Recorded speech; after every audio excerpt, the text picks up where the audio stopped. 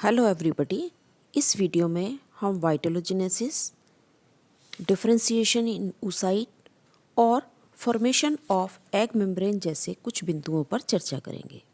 Mammals के अलावा अधिकांश जीवों में पीतक जनन या वाइटोजेनेसिस की प्रक्रिया होती है। इसके लिए कुछ जुवेनाइल हार्मोन्स और कुछ अन्य हार्मोन्स रिस्पॉन्सिबल होते हैं, जिनके इन्फ्लुएंस में एग सेल में भ्रूण के पोषण की आवश्यकताओं को पूरा करने के लिए स्टोर्ड फूड यानी कि योग जमा होता है और ये घटना वाइटोलोजेनेसिस कहलाती है। इस घटना में जहाँ फैट स्टोर्ड होता है वहाँ से उसको सॉल्युबल स्टेट में कन्वर्ट किया जाता है और उसके बाद उसको डेवलपिंग oocyte तक पहुँचाया जाता है। इस प्रोसेस में वाइटेलोजेनिन नाम का एक प्रोटीन और इसी नाम से जाने वाला एक जीन बहुत महत्वपूर्ण योगदान देते हैं। इस जीन को VTG या VG के नाम से जाना जाता है। वाइटेलोजेनिन एक ग्लाइकोलाइपोप्रोटीन है, यानी इसमें फैट, शुगर, प्रोटीन तीनों के गुण पाए जाते हैं। इसका फॉर्मेशन एस्ट्रोजन के नियंत्रण में लिवर में होता है, जहाँ से इसको कुछ चेंजेस के बाद ओवरी में भेज दिया जाता है। बहुत लंबे समय तक ये माना जाता था कि एग सेल में योग का फॉर्मेशन होता है और उसके लिए कुछ पर्टिकुलर या विशेष प्रकार की बॉडीज़ होती हैं, जिन्हें योग न्यूक्लियस कहा जाता है। शुरू में ये योग न्यूक्लियस की प्रेजेंस केंद्रक के पास देखी गई, जो बाद में टूट जाता है। एम्फीबिया में और बर्ड्स के ओवम में योग न्यूक्लियस माइटोकॉन्ड्रिया के बादलों यानी माइटोकॉन्ड्रियल क्लाउड्स का बना हुआ होता है, जो सॉल्युबल फॉस्फेटिन प्रोटीन को नॉन सॉल्युबल योग के रूप में परिवर्तित करके योग प्लेटलेट्स के रूप में जमा कर देता है। ये भी माना जाता था कि पीतक का फॉर्मेशन यानी योग का फॉर्मेशन योग न्यूक्लियस के अलावा Golgi bodies, endoplasmic reticulum, mitochondria आदि से भी होता है। लेकिन बाद में जो मॉडर्न स्टडीज़ हुई उनसे ये प्रूव हुआ कि योग का फॉर्मेशन अंडाशय के अलावा बाकी अन्य ऊतकों में होता है। एग्जाम्पल के लिए इंसेक्ट्स में, फैट बॉडीज़ में और ज़्यादातर वर्टिब्रेट्स में, यकृत में या लिवर में योग का फॉर्मेशन होता है। लिवर सेल्स से ये योग घुलनशील अवस्था में यानी सॉल्युबल स्टेट में ब्लड के द्वारा वहाँ से ओवरी में ट्रांसफ़र कर दिया जाता है, जहाँ ओवरी में कुछ स्पेशलाइज्ड सेल्स, जिनको फॉलिकुलर सेल्स या नर्स सेल्स कहा जाता है, वहाँ तक चला जाता है। उन नर्स सेल्स या फॉलिकुलर सेल्स से ओवरी में जो डेवलपिंग ओवम है वो इस योग को पिनोसाइटोसिस की विधि के द्वारा ग्रहण कर लेता है। इसमें पिनोसाइटोसिस में जो वेसाइकल्स बनते हैं वो टूट टूट कर ओवम के कोशिका द्रव्य में या साइटोप्लाज्म में इकट्ठे होते जाते हैं। यहाँ इनकी वॉल टूट जाती है और ये फ्यूज़ होकर योग प्लेटलेट्स का फॉर्मेशन करते हैं। शुरू में तो ये योग प्लेटलेट्स अंड कोशिका या ओवम के बीच में इकट्ठे होते हैं, लेकिन बाद में ये सभी इसकी परिधि या पेरिफेरी पर इकट्ठे हो जाते हैं।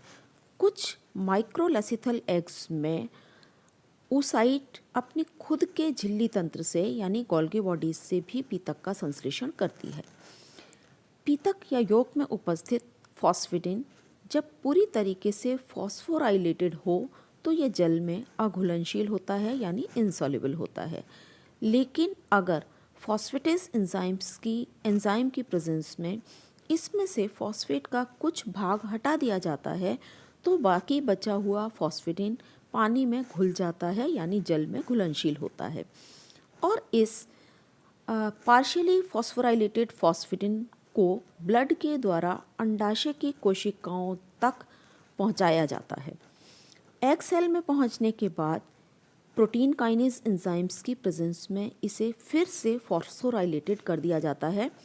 ये प्रोसेस माइटोकॉन्ड्रिया में होती है और इसके लिए ज़रूरी फॉस्फेट ग्रुप ATP से प्राप्त किया जाता है यानी एडिनोसिन ट्राइफॉस्फेट से प्राप्त किया जाता है। प्रोटीन काइनेज एंजाइम योग के केवल एक फैक्टर फॉस्फेटिन तक ही सीमित रहता है, जबकि जो योग है वो फॉस्फेटिन और लाइपोविटालिन 2 यूनिट से बनकर बना हुआ होता है। इसलिए ये इनसॉल्युबल फॉस्फेटिन लाइपोविटालिन के साथ मिलकर योग प्लेटलेट्स का फॉर्मेशन करता है। माइटोकॉन्ड्रिया में फॉस्फेटिन में होने वाले बदलाव को निम्न समीकरण के द्वारा समझा जा सकता है।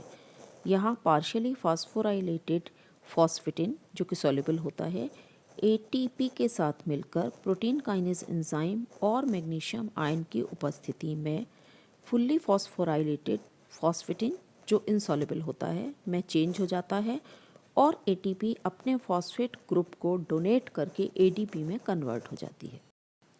ओवम में स्टोर्ड योग कई सारे काम करता है। पहला है कि ये डेवलपिंग एम्ब्रियो की सारी बायोलॉजिकल एक्टिविटीज़ को पूरा करने के लिए उसको एनर्जी प्रोवाइड कराता है। सेकंड, ये एम्ब्रियो के डेवलपमेंट के लिए ज़रूरी न्यूट्रिएंट्स उपलब्ध करवाता है। थर्ड, एम्ब्रियो में बाद में संश्लेषित होने वाले पदार्थों के लिए ये संश्लेषण के लिए सामग्री उपलब्ध करवाता है। और इसके अतिरिक्त योग एग के टाइप, क्लीवेज के टाइप, ओप्लाज्म के डिफरेंशिएशन, एम्ब्रियो के डेवलपमेंट और गैस्ट्रुलेशन के समय ब्लास्टोमियर्स की मॉर्फोजेनेटिक मूवमेंट्स को इन्फ्लुएंस करता है। Now the differentiation in oocyte। Growth phase के स्टार्टिंग में प्राइमरी oocyte एक सिंपल अनडिफरेंशिएटेड सेल होती है, लेकिन ग्रोथ फेज के समय जब oocyte में nucleic acids, fat, protein, glycogen इन सब का सिंथेसिस हो जाता है और कोशिका द्रव्य में वो सब जमा होने लगता है, तब oocyte में डिफरेंशिएशन शुरू हो जाता है। डिफरेंशिएशन में कई सारी चीज़ें होती हैं, कई क्रियाएं होती हैं, जिनमें से पहली है एस्टेब्लिशमेंट ऑफ पोलर एक्सिस या ध्रुवीय अक्ष की स्थापना। वृद्धि अवस्था के शुरू में अंड कोशिका में ध्रुवीय अक्ष की स्थापना होती है, लेकिन इसको समझने के लिए कई मत प्रस्तुत किए गए। पहले मत के अनुसार ये कहा गया कि अंड कोशिका में जिस दिशा से पोषक पदार्थ प्रवेश करते हैं उस दिशा में पीतक ध्रुव यानी वेजिटल पोल का निर्माण होता है। लेकिन ये सिद्धांत स्तनधारियों में और एम्फीबियंस में लागू नहीं हो सकता, क्योंकि वहाँ पर अंड कोशिका चारों तरफ से फॉलिकुलर सेल से घिरी हुई रहती है और उसको पोषण चारों तरफ से मिलता है। सेकंड सिद्धांत के अनुसार, जो कि चाइल्ड ने दिया था, उनका कहना है कि अंड कोशिका में जिस तरफ से ऑक्सीजन प्रवेश करती है, यानी जहाँ रक्त वाहिकाएँ ज़्यादा होंगी उस तरफ एनिमल पोल विकसित होता है। तीसरा सिद्धांत पेलिंस्की ने दिया 1970 में। उन्होंने कहा कि पोलैरिटी हर कोशिका का गुण होता है। जैसे एपिथेलियल सेल्स में भी पोलैरिटी पाई जाती है, नर्व सेल में भी पोलैरिटी होती है, वहाँ एक सिरे पर डेंड्राइट्स होते हैं और दूसरे सिरे पर एक्सोन्स होते हैं। इसी तरीके से oocyte में भी एक वेजिटल पोल होता है और एक एनिमल पोल होता है। एनिमल पोल में योग नहीं होता और वहाँ साइटोप्लाज्म और न्यूक्लियस पाया जाता है, जबकि वेजिटल पोल में योग की उपस्थिति रहती है, यानी मैक्सिमम योग वेजिटल पोल पर इकट्ठा रहता है। जिन एग्स में योग कम पाया जाता है उनमें पिगमेंट की उपस्थिति एनिमल पोल का निर्धारण करती है। हालांकि ये पोलैरिटी कैसे पैदा हुई इसके बारे में अभी स्पष्ट मत नहीं है, लेकिन ऐसा माना जाता है कि सेंट्रोसोम और न्यूक्लियस की पोजीशन इस पोलैरिटी को निर्धारित करती है। एनिमल पोल और वेजिटल पोल को मिलाने वाली इमेजिनरी लाइन ओवम की मेन एक्सिस कहलाती है। सेकंड है एस्टैब्लिशमेंट ऑफ सिमेट्री या सममिति की स्थापना।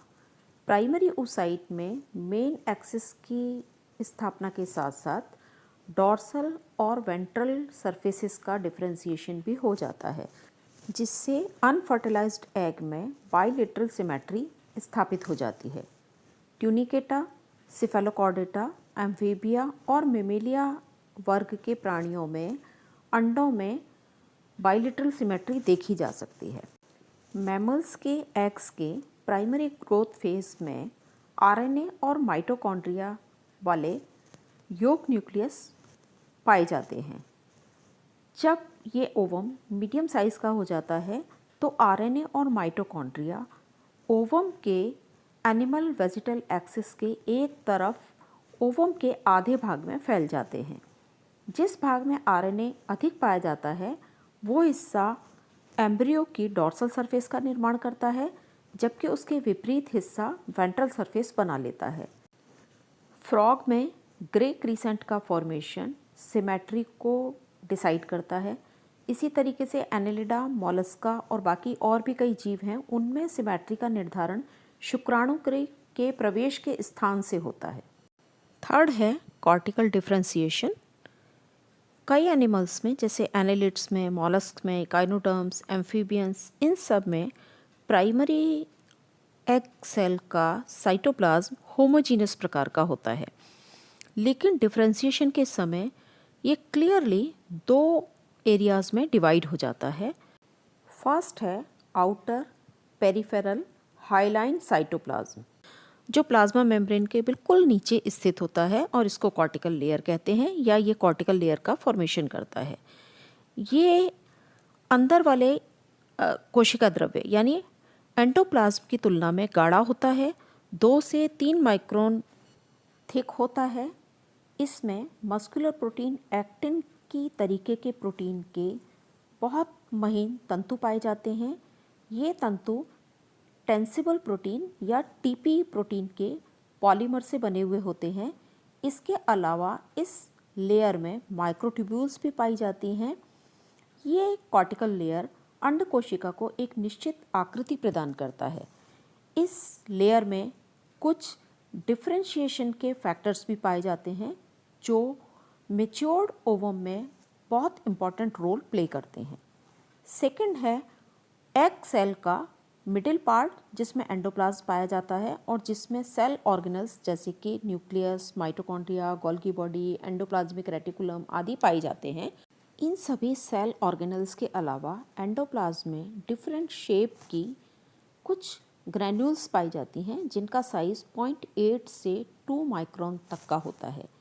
इन ग्रैन्यूल्स में एसिडिक म्यूकोपॉलीसैकेराइड्स पाए जाते हैं और इन्हें कॉर्टिकल ग्रैन्यूल्स कहा जाता है। इन ग्रैन्यूल्स का फॉर्मेशन एंडोप्लाज्म में गोल्गी बॉडी से होता है और बाद में ये पेरिफेरी की तरफ जमा हो जाती हैं। कुछ एनिमल्स में ये होती हैं, लेकिन कुछ एनिमल्स में ये नहीं पाई जाती हैं। ये ग्रैन्यूल्स ओवम में स्पर्म की एंट्री के बाद फर्टिलाइजेशन मेम्ब्रेन का फॉर्मेशन करती हैं।